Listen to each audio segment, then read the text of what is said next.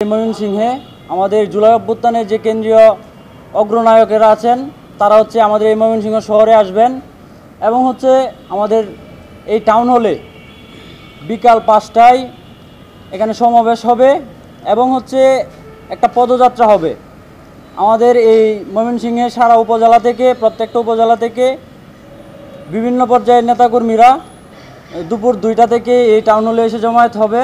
বিকাল ৫টায় আমাদের একটা পদযাত্রা হবে। সেই পদযাত্রাটা আমাদের এই টাউন হল থেকে আমাদের শহীদ সাগর চত্বরে যাবে এবং সাগর চত্বর থেকে মিন্টু কলেজ হয়ে গাঙ্গিনাপাড় মোড় হয়ে নতুন বাজার মোড় হয়ে জেলা স্কুল মোড় হয়ে আবার টাউন হলে এসে সমবেত হবেন এবং এরপরে আমাদের এখানকার যে সমাবেশ হওয়ার কথা সেই সমাবেশ এখানে অনুষ্ঠিত হবে।